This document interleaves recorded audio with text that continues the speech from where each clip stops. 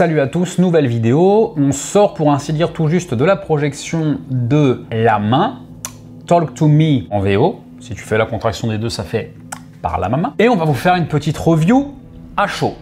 Et rapide. Générique.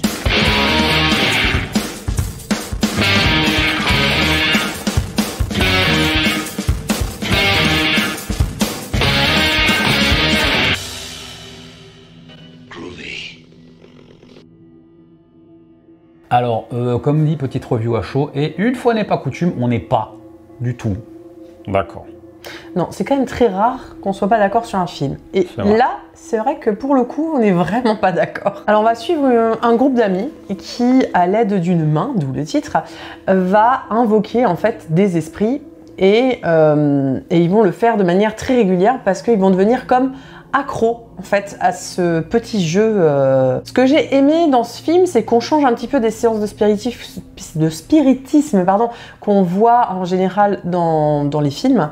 À savoir que là, en fait, ils vont se servir de cette fameuse main pour appeler les esprits et non pas, par exemple, d'une planche de Ouija ou d'un miroir. Ou voilà. On sort un petit peu de ce carcan. Et c'est très intéressant parce que ils vont, en fait, ça va être filmé comme, oh mon dieu, on a le droit de dire ça sur YouTube, je suis pas sûre. Comme s'ils tournaient le joint de main en main, sauf que là, ils vont tourner la main de main en main. Et en fait, ça va les rendre accros. Cette pratique de séance de spiritisme va les rendre comme accros. Ça va être en tout cas un petit peu filmé comme ça. Moi, alors, je vais l'annoncer tout net. Hein. Moi, j'ai pas du tout aimé le film. Hein. Alors, j'ai franchement pas l'habitude, mais j'aime pas clasher. Mais là, je vais clairement pas, moi, pouvoir être tendre avec le film. Il y a très peu de choses que j'ai aimées. Alors, déjà, sur ce point-là, je suis pas d'accord, parce que les séances de spiritisme, pour moi, c'est quelque chose que j'ai eu l'impression d'avoir déjà vu des milliers de fois au cinéma, à la différence près qu'il y a juste, en gros, un artefact qui change, à savoir, à la place de la sempiternelle planche de Ouija ou du verre, eh ben, tu vas avoir une main. Pour moi, ça change absolument rien. Le truc qui est intéressant, oui, clairement, c'est le fait que ces séances de spiritisme soient un peu montrées comme une drogue. De là à voir une allégorie. Après, moi, ce que j'ai aimé, c'est certaines trouvailles de mise en scène qui étaient sympathiques, purement visuellement, j'insiste bien, mais qui pour moi arrivent beaucoup trop tard dans le film. Et qui sont très peu montrées aussi. Il y en a très peu. C'est ça. Après, d'un point de vue de la réalisation, c'est très classique, on peut rien reprocher à la réalisation du film. Néanmoins, le petit point noir, moi, que je mettrais, c'est que le temps d'exposition au début est peut-être un chouïa trop long. Après, ça devient intéressant et vers le milieu du film, ça se perd un petit peu, ça tire de nouveau un petit peu en longueur. Ce qui fait que la fin peut être un petit peu abrupte. Enfin, pas abrupte, mais... il y a des éléments dans la fin que moi en tout cas, j'aurais vraiment voulu qu'ils développent en fait. Bah, je vais même aller plus loin. Pour moi, la fin, j'ai eu l'impression d'un film inachevé en fait à la fin. Pour moi, il y a plein de choses qui restent en suspens. Il y a plein, en termes d'arc narratif, il y a plein de choses qui sont juste pas résolues. Sans spoil, à la fin, j'ai l'impression qu'on part sur complètement autre chose et qu'on laisse plein de choses en suspens en fait. Alors que moi, j'ai l'impression plutôt que...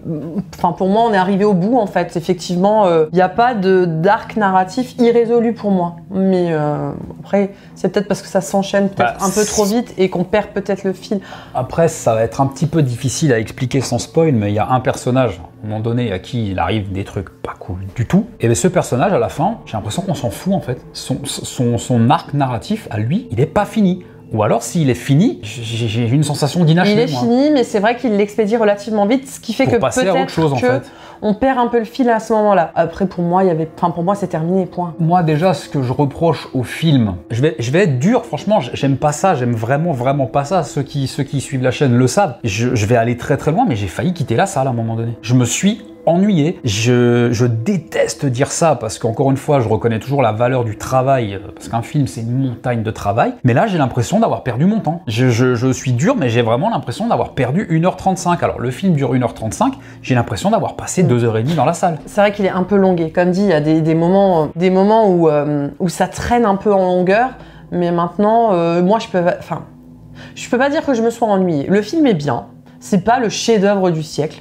C'est intéressant. Pour moi, a priori pas pour toi. À aucun moment, moi, j'ai eu envie de sortir de la salle, tu vois. Il y a eu des moments un petit peu de flottement où je me suis dit, ouais, bon, allez, mais sans plus, quoi. Ben moi, il y a un moment du film, alors déjà, pour moi, je saurais pas dire, honnêtement, si le film, techniquement, est mauvais. Après, moi, je suis pas du tout un bon public pour les films de possession, clairement. C'est déjà pas mon créneau, donc je partais peut-être déjà sur un a priori négatif. Mais là, arrivé à la sortie du film, je me suis dit, c'est bon, j'en ai terminé avec ce genre de film. J'ai eu l'impression de revoir un film que j'avais déjà vu 100 fois, avec les mêmes scènes de possession, les mêmes maquillages, la même bande-son, les mêmes enjeux. Alors est-ce que c'est le genre qui m'a blasé à un point que je suis sorti du film? Enfin, toujours est-il que moi, j'ai trouvé aussi, toi t'es pas d'accord, que les personnages étaient incroyablement cons. Les personnages dans le film prennent des décisions à certains moments de l'histoire qui ont aucune cohérence par rapport à la situation dans laquelle ils sont.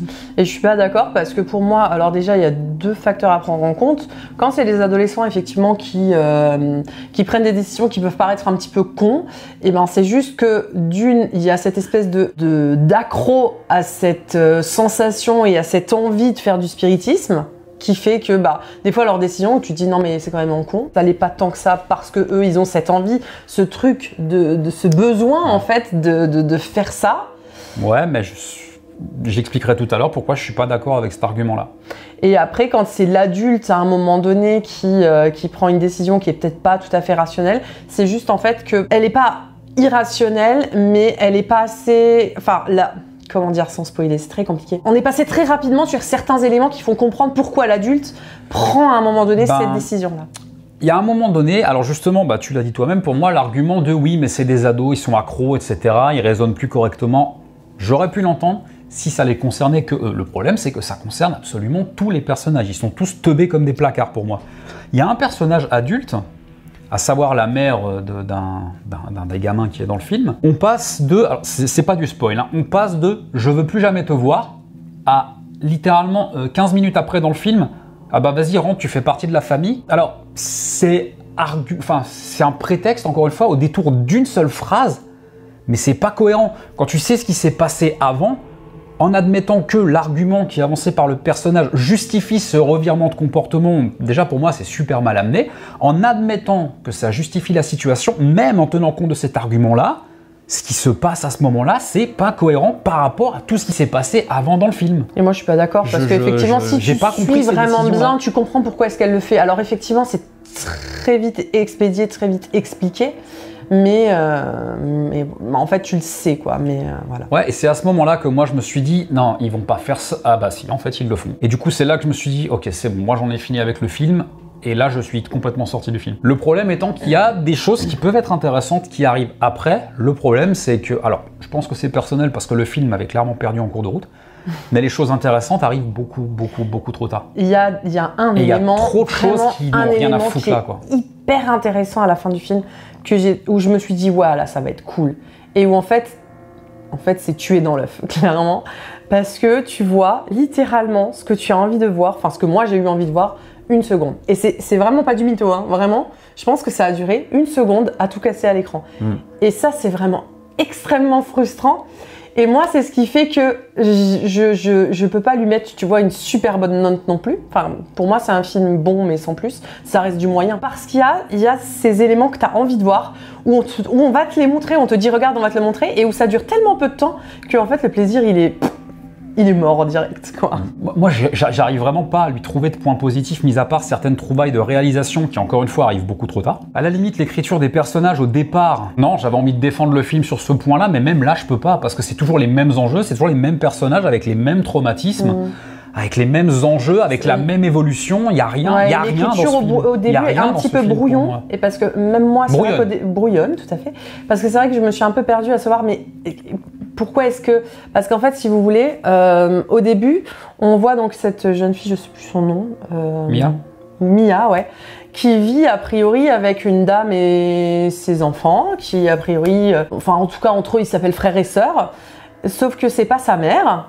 Et son père vit pas avec eux. Alors au départ, je pensais que c'était une famille reconstituée. Finalement, c'en était pas une. En fait, elle habite chez eux. Enfin, ouais, c'est très bordélique. C'était pas super bien expliqué, tu vois. En fait, c'est très bordélique au niveau des relations entre les personnages.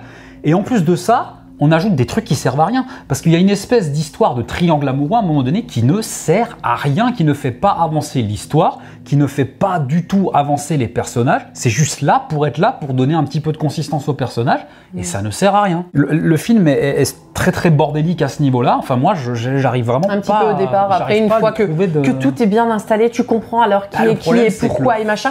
Mais ça arrive au milieu du film. Et du coup, bon, c'est vrai qu'après, une fois, limite, tu t'en fous à ce moment-là, quoi. Il aurait fallu l'expliquer correctement dès le départ. Ouais. Enfin, moi, j'arrive c'est vraiment très rare que j'arrive pas à trouver de qualité à un film. Non, il y aurait eu des trouvailles, même au niveau du scénario vers la fin, où typiquement ce que je disais avant, où je peux pas développer plus parce que j'ai pas envie de spoiler les gens, mais cette trouvaille-là, qui était une trouvaille également scénaristique, si elle avait été développée, ça aurait été extraordinaire. Mais même à la fin, j'ai trouvé que... Alors je sais pas si c'est l'état au niveau du montage, je sais pas si c'est le montage qui est bancal, mais toujours est-il que à la fin, j'ai l'impression que tous les enjeux, absolument tout, et c'est ça qui m'a laissé un goût d'inachevé, je pense, j'ai l'impression que tous les enjeux, tout est torché dans les 15 dernières minutes. 15 minutes, ouais. Dans les 15 dernières minutes, ah putain, merde, alors attends, il faut qu'on fasse ça, il faut qu'on fasse ça. C'est vrai que le film, il dure 1h35, allez, il faut qu'on finisse tout.